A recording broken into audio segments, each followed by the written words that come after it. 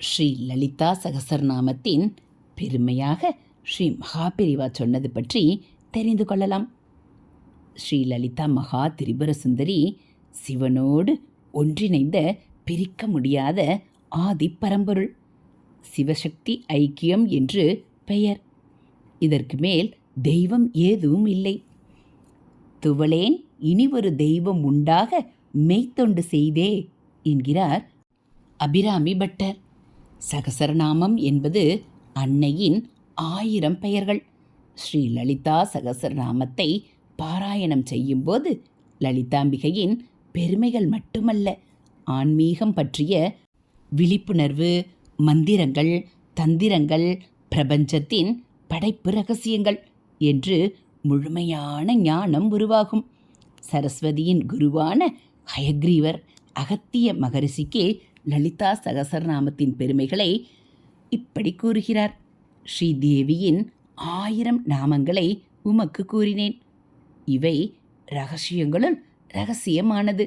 இதை போன்ற துதி ஒன்றுமில்லை.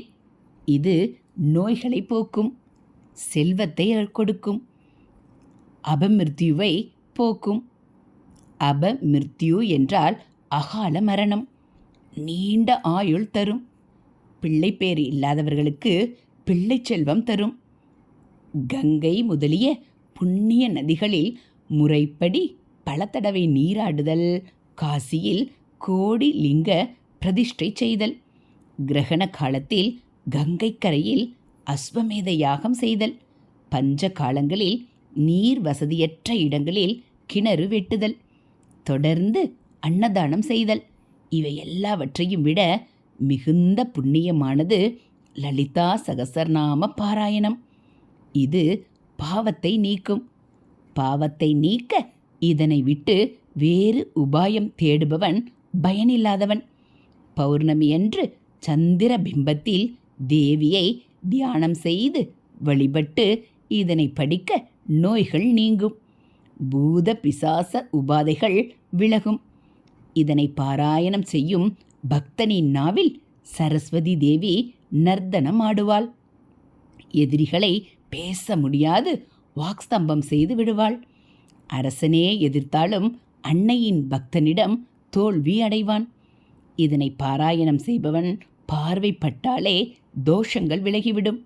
ஸ்ரீ வித்யை போன்று மந்திரமோ, ஸ்ரீ லலிதாம்பிகை போன்று தேவதையோ, லலிதா சகசரநாமம் போன்று ஸ்தோத்திரமோ உலகில் இல்லை. பூர்வ ஜென்ம புண்ணியத்தால் மட்டுமே இதனை பாராயணம் செய்யும் வாய்ப்பு கிட்டும்.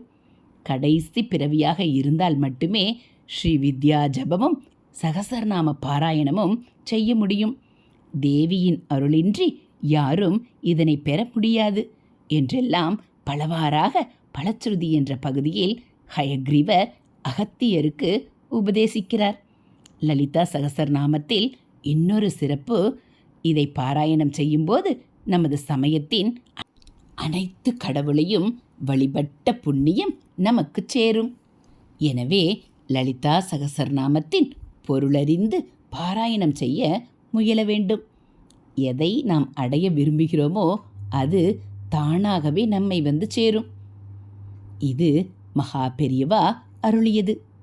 ஹரஹர சங்கர ஜெய ஜெயசங்கர, ஹரஹர சங்கர ஜெய ஜெயசங்கர. மகா பெரியவா சரணம்.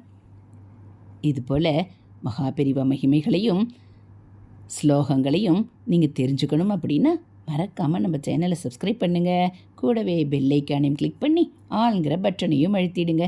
நம்ம சேனலில் வரக்கூடிய ஆன்மீக தகவல்கள் எல்லாம் உங்களுக்கு பிடிச்சிருந்தா ஒரு லைக்கும் கமெண்ட்டும் கொடுத்து உங்களுக்கு தெரிஞ்சவங்களுக்கும் ஷேர் பண்ணுங்கள்.